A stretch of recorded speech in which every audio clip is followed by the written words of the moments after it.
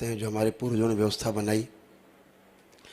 तो अगर यह विधि पुरातन काल की, सभी लोग अगर वहीं रहेंगे तो ठीक रहेगा।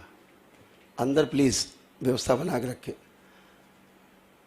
तो मैं चाहता हूं कि इस व्यवस्था को आप चैलेंज करो, और मैं चाहता हूं कि इस व्यवस्था को जो दरबार चला रहा है, दिखा रहा है ऋषि मुनियों की, हमारे पूर्वजों की बनाई विद्या से, अगर व्यक्ति बिना दवा के, बिना इंजेक्शन्स के, बिना चीरफाड़ के, और असाध्य रोग जिनकी चिकित्सा इस सृष्टि में अभी तक आधुनिक चिकित्सा विज्ञान अभी बना नहीं पाया है, आविष्कार नहीं हो पाया है दवा का, वो भी कैसे ठीक हो रहे हैं। एक तो ये पार्ट, दूसरा वही रोग आधुनिक चिकित्सा विज्ञान 10 साल, 20 साल, 50 साल जिंदा रहते मरते दम तक ठीक नहीं कर पाते, केवल दवा खिलाते रहते हैं, सर्जरी करते रहते हैं बार बार, और आदमी मर जाता है।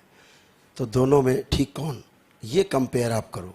तो ये एक संदेश सकारात्मक जाए पूरे देश में, पूरी दुनिया में जाए। और इस दरबार के जो जानने वाले लोग हैं, मानने वाले कम हैं इस दरबार के, इस दरबार के जानने वाले लोग ज़्यादा हैं।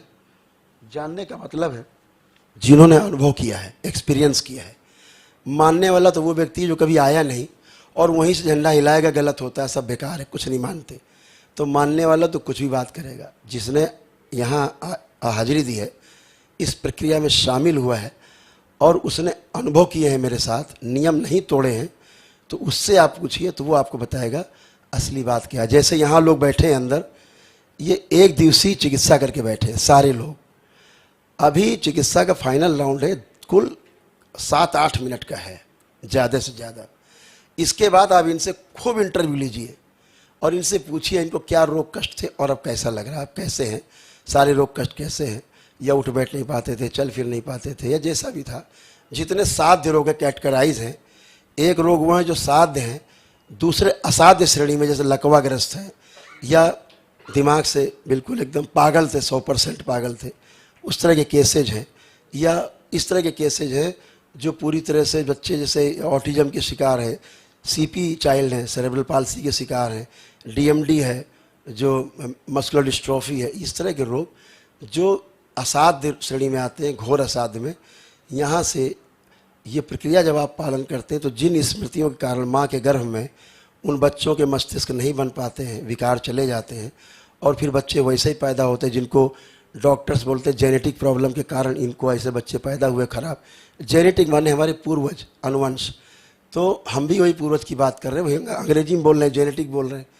तो उनके पास जेनेटिक साइंस है, लेकिन जेनेटिक का ट्रीटमेंट नहीं है। यहाँ पर जेनेटिक साइंस भी है पूरी, और उसका समाधान भी है। ट्रीटमेंट यहाँ होता नहीं। अगर आप ये समझते हो कि यहाँ पर कोई ट्रीटमेंट होता है तो खूब बड़ा छापी, यहाँ कोई ट्रीटमेंट नहीं होता है। यहाँ समाधान होता है जड़ से।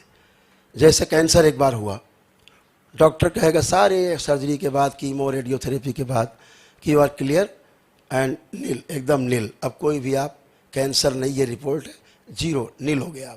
आप खुशी घर आते हैं। 1-2 साल बाद फिर कैंसर हो जाता है, रिपीट करता है, फिर आप जाते हैं, फिर सर्जरी कराते हैं, फिर तिबारा हो जाता है, फिर चौथी बार हो जाता है, फिर आप मर जाते हैं। तो आप कैंसर से नहीं मरे, आप दवा से मर गए, इलाज करा के। और यही कह रहा है अमेरिकी जर्नल कि कैंसर के रोगी कैंसर से कम, उसकी चिकित्सा से ज़्यादा मर रहे हैं। ये स्वयं स्वीकार कर रहे हैं वो। तो कहने का मेरा आशय है कि वो क्यों बार बार रोग हो रहा है, तो दरबार के पास इसका अनुसंधान है, पूरा प्रमाण है। जब आप अनुभव करेंगे, स्मृतियों के कारण हम रोगी बनते हैं। अगर हमारे पूर्वज हमारे कैंसर था, आप निश्चित मानिए आपके परिवार में किसी न किसी को पीढ़ी में कैंसर जरूर होगा, आप उससे बच नहीं सकते। अगर कोई पागल था तो आप पागल निश्चित रहेंगे, कम या ज़्यादा। अंधा था तो कम रोशनी या एकदम कम रोशनी या बिल्कुल अंधा, जैसा आपका नर्वस सिस्टम होगा, ग्रह नक्षत्र का जैसा आप पे प्रभाव होगा, वो होगा जरूर आपके साथ। बार बार उसके एक्सीडेंट्स हुए, उसकी स्मृति पड़ी, आपके बार बार एक्सीडेंट हो गए। अगर वो एग्रेसिव रहा है तो आप बार बार एग्रेसिव होंगे। अगर वो झगड़ा करता रहा, आप घर में रोज़ झगड़ा करेंगे। अगर यही स्मृतियाँ हटा दी जाएँ केवल, तो ये जितने मैंने कष्ट और रोग बताए, ये सब गायब हो जाते, दिखते नहीं कहाँ चले गए। और आप माता पिता के झगड़े, परिवार में पति पत्नी के झगड़े, यहाँ मारते पीटते आते पति पत्नी एक दूसरे को गंदी गालियाँ बकते हैं, छूना मत। और 5 मिनट के बाद जब मैं कहता हूँ हाथ पकड़ने को, अब कैसा लग रहा है, तो कहते हैं, जब पहले तो कहते हैं कि बहुत ख़राब लग रहा है, मेरे को छूना नहीं है, देखना नहीं चाहते पति को। पति कह रहा है पत्नी नहीं छूना चाहते। 5 मिनट में ऐसा क्या हो जाता है अचानक कि पति पत्नी ऐसे खड़े होते हैं जैसे आज ही शादी हुई है, अभी अभी शादी हुई है, मंडप से बाहर आए हैं, बिल्कुल अभी निकाह हुआ बाहर आ गए। तो ऐसा क्या हो जाता है? क्योंकि स्मृति चली गई है गंदी। तो प्रेम है था ही, कोई लड़ना नहीं चाहता विश्व में, संसार में।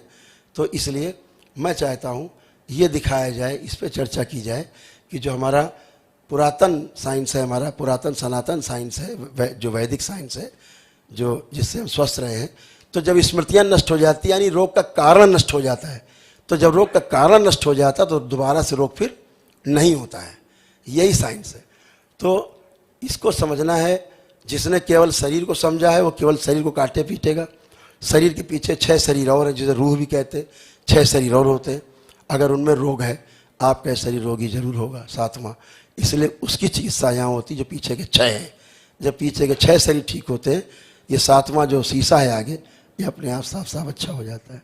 तो इसलिए ईश्वरीय चिकित्सा है ये, और वह विज्ञान है जो अभी इस कलयुग में अभी नहीं प्रकट हुआ था, लेकिन हमारे एनिसेंट हिस्ट्री में सब कुछ रखा हुआ है। आप पाएंगे कि ये विद्या हमारे पूर्वजों की है, ऋषि मुनियों के है, जिसके दम पे वो स्वस्थ रहते थे और सुखी रहते थे। तो तमाम उसके प्रकरण भी हैं। जैसे भगवान परशुराम ने 21 बार नरसंहार किए, पढ़ी कथा। क्यों किया? तो बताया गया कि हनुमान जी का युद्ध हुआ जब 21वीं बार कि भाई संहार मत करो। तो युद्ध 5 दिन चला, और जब उन्होंने बांध के हनुमान जी ने देखा मस्तिष्क में जाके परशुराम जी के, तो उनके पिता की जो हत्या हुई थी, उनके पिता की स्मृतियाँ छूट गई थी मस्तिष्क में बदले की। तो 21 बार मारा, और जब वो स्मृतियाँ नष्ट की, झगड़ा खत्म, मारकाट खत्म। 22वीं बार फिर नहीं मारा। और जिनको मारा था उनका श्राद्ध किया, पिंडदान किया, और उनके लिए प्रार्थना की, उनकी मुक्ति कराई उन्होंने। तो जब वो नहीं बच पाए स्मृतियों से, तो वो स्मृतियाँ रोगी बना देती हैं, पागल बना देती हैं। तो यही सब चीज़ें हैं। तो विज्ञान है ये। हम चाहते हैं इसको चैलेंज करो। हम चाहते हैं चिकित्सा, आधुनिक चिकित्सा विज्ञान हमको चैलेंज करे, और हम उनसे आधुनिक चिकित्सा विज्ञान के जो पुरोधा हैं, जो इसके मास्टर हैं, हम चाहते हैं कि वो ज़रूर हमारे निवेदन को स्वीकार करेंगे कि इस विद्या को सकारात्मक ढंग से देखें कि क्या इसमें से उनके लिए कुछ ऐसा निकल सकता है कि मानव जाति के इतिहास में कुछ एक नया परिवर्तन, कुछ एक नई क्रांति आए, कुछ नया कुछ आए, जिससे मानव जाति जो करा रही है रोगों कष्टों से, उससे उसकी मुक्ति मिले और पहले से और ज़्यादा अच्छी तरह से स्वस्थ हो। तो आप सबसे विनती, हमारा सभी मीडिया बंधुओं से, कि इसको मुद्दा बनाएं। तो बहुत अच्छा है। डॉक्टर साहब तो बहाना थे, आप एक जगह पहुँचे हैं, अच्छी जगह, तो इसको अगर आगे बढ़ाया जाएगा तो बहुत अच्छा है। तो जितने भी दरबार के भक्त हैं, अपने अपने गद्दे पर दाहिनी तरफ मुँह करके लेट जाएंगे। 5 मिनट की चिकित्सा है। राइट साइड,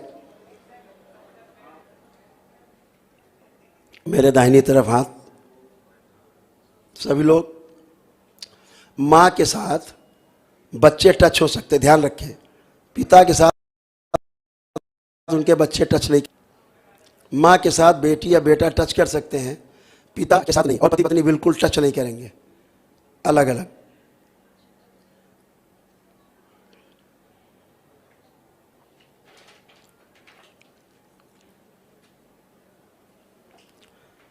सभी लोग प्रेम से लेट जाएं।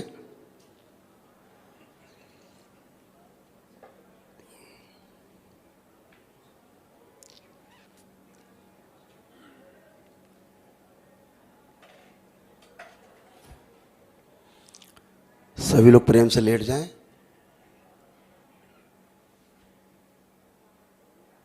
जो सेवक हैं दरबार की, सहायता कर दें, उनको मदद करें।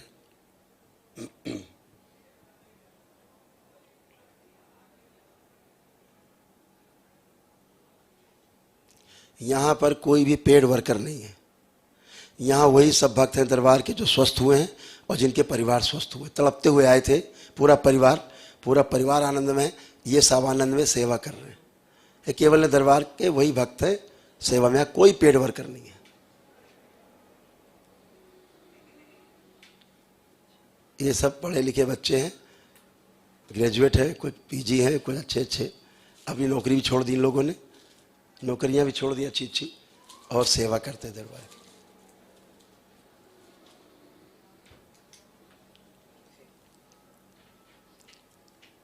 और जो मैं कर रहा हूं ये बच्चे उसी क्रम में आगे जा रहे हैं कि आगे कर सकेंगे।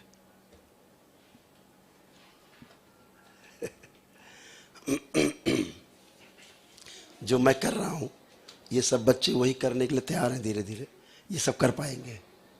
उसी की यूनिवर्सिटी बन रही है ये। तो ये सब पहले जो है एकेडमिक, उसमें पहले प्रोफेसर होंगे ये लोग।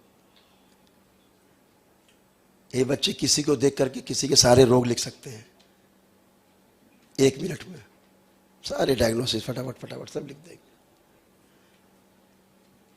तो ये हम चाहते हैं ये विद्या पूरे देश में, दुनिया में फैले। ओम।